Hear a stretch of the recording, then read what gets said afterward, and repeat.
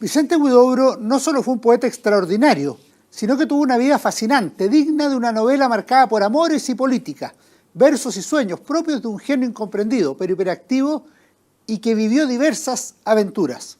El historiador Mario Góngora considera a Huidobro como el gran poeta chileno del siglo XX, lo que no deja de ser relevante considerando que Chile es un país con 2 premios Nobel de literatura, Gabriela Mistral y Pablo Neruda. Había nacido como Vicente García Huidobro Fernández en 1893, pero fue conocido poéticamente como Huidobro, apellido que lo acompañaría en su vida y en la historia.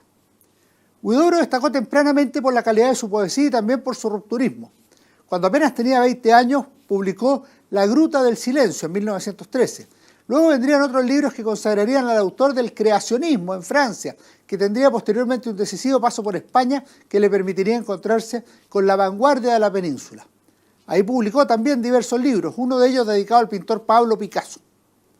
En diversas ocasiones explicó el creacionismo con determinación.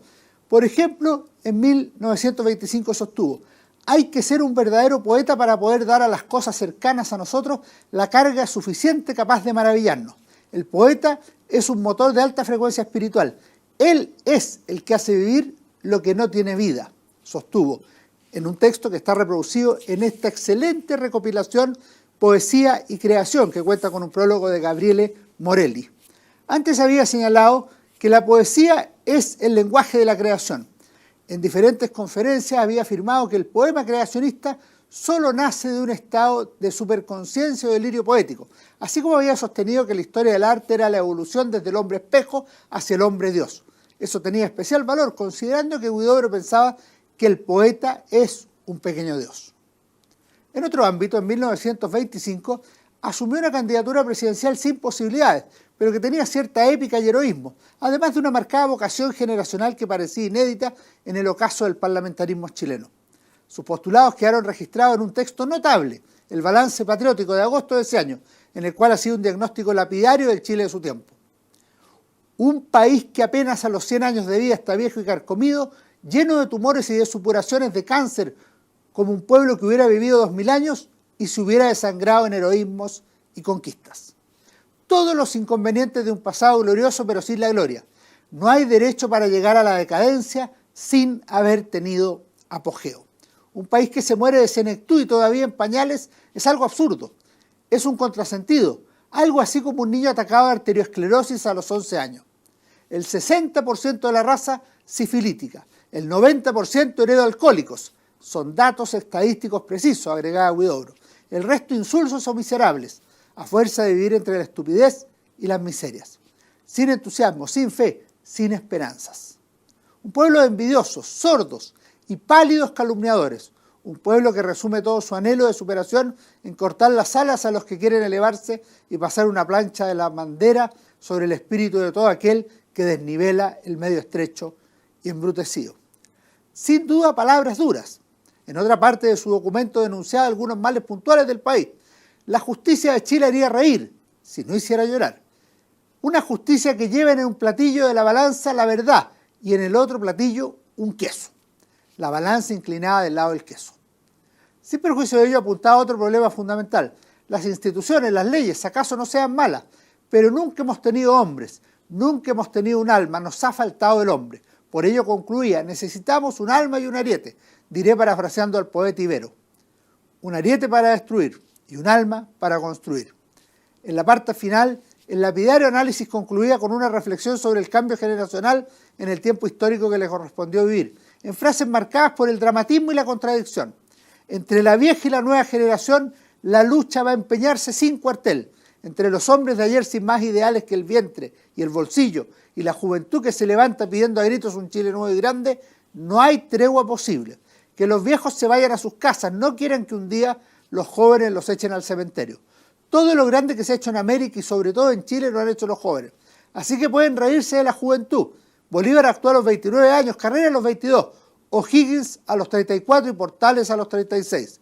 Que se vayan los viejos y que venga juventud limpia y fuerte, con los ojos iluminados de entusiasmo y esperanza. Volviendo a la poesía, al comenzar la década de 1930, Vicente Huidobro publicó su libro Altazor. Es quizá una de las obras más conocidas del poeta, con versos hermosos y llenos de vida.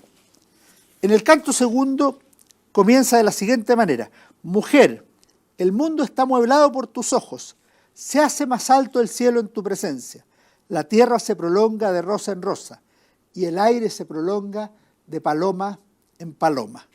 Más adelante el mismo texto añade y pregunta retóricamente: ¿irías a ser ciega que Dios te dio esas manos? Te pregunto otra vez. El poema concluye: te pregunto otra vez, ¿irías a ser muda que Dios te dio esos ojos? En esa década Huidobro también se involucró en la Guerra Civil Española, conflicto que impactó internacionalmente y en el cual se comprometieron muchos escritores chilenos. Entre ellos estuvo el propio Huidobro, con poemas escritos en revistas y presencia en el segundo Congreso Internacional de Escritores en Defensa de la Cultura, en el que también estuvieron presentes autores como Pablo Neruda, Raúl González Tuñón, Octavio Paz, César Vallejo, Nicolás Guillén y Alejo Carpentier. La presencia de los dos chilenos no detuvo las diferencias entre ambos, que tuvo manifestaciones de lado y lado. En una entrevista de 1939, consultado sobre qué pensaba sobre el autor de los 20 poemas de amor y una canción desesperada, Huidobro contestó: ¿con qué intención me hace usted esa pregunta? ¿Es forzoso bajar de plano y hablar de cosas mediocres? Usted sabe que no me agrada lo calugoso, lo gelatinoso. La entrevista, publicada en La Nación el 28 de mayo de 1939, tiene un título ilustrativo y autorreferente: La poesía contemporánea empieza en mí. Pablo Huidobro se vengaría en sus memorias, Confieso que he vivido, donde narra que en un tren en torno al mencionado segundo congreso, Huidobro buscaba una maleta que se había perdido. Llegó a pedir dicha maleta a André Malraux, que era el jefe de la expedición, quien según Neruda le respondió enojado a Huidobro: ¿hasta cuándo molesta usted a todo el mundo? ¡Váyase! Luego Neruda concluye: presencié por azar este incidente, que humillaba la vanidad del poeta chileno. Me hubiera gustado estar a 1000 kilómetros de allí en aquel instante, pero la vida es antojadiza. Yo era la única persona que en Huidobro detestaba en aquel tren, y me tocaba a mí, chileno como él por añadidura, y no a cualquier otro de los 100 escritores que viajaban, ser el exclusivo testigo de aquel suceso. No está de más recordar, como han demostrado investigaciones posteriores, que Huidobro no se encontraba en ese tren, pues llevaba ya varias semanas en la España republicana. Esa mentira era una licencia poco poética, nacida de la competencia o del odio. Hubo poetas que escribieron obras más o menos amplias sobre el conflicto fratricida. España, poema en 4 angustias y una esperanza, de Nicolás Guillén. España en el corazón, del propio Pablo Neruda. España, Parta de Vieste Cali, obra póstuma de César Vallejo. Huidobro no cuenta con un libro como aquello. ¿Cuál es la razón? Neil Vince sostiene que se debe sin duda a la incomodidad que le producían sus esfuerzos por adaptar la poesía a la realidad política, a la denuncia y a una exaltación de los líderes y las fuerzas republicanas, en un artículo publicado en el libro sobre Vicente Huidobro y Gerardo Riego en Vanguardia. Sin embargo, sí hay unos versos dedicados al conflicto y a la causa que abrazó en esa ocasión, como reflejó Está sangrando España. Pueblo hecho de dolor como en ritmo de rayos, y tan dispuesto a ser libre, tan dispuesto a una alta vida que no le asusta la muerte. Hay un olor a sangre en las raíces y hay un himno de luz que estremece al planeta, como un gran porvenir anunciado de golpe entre las sombras. He aquí la historia de la sangre. Podemos terminar con una reflexión poco conocida, pero sin duda notable. Huidobro fue el primer chileno candidato al Premio Nobel de Literatura. En la década de 1920, aunque finalmente la Academia Sueca buscó una poesía que tuviera una identificación sencilla y noblemente popular, como resume Hell Esmark en el Premio Nobel de Literatura 100 años con la misión, publicado por Nórdica el 2008.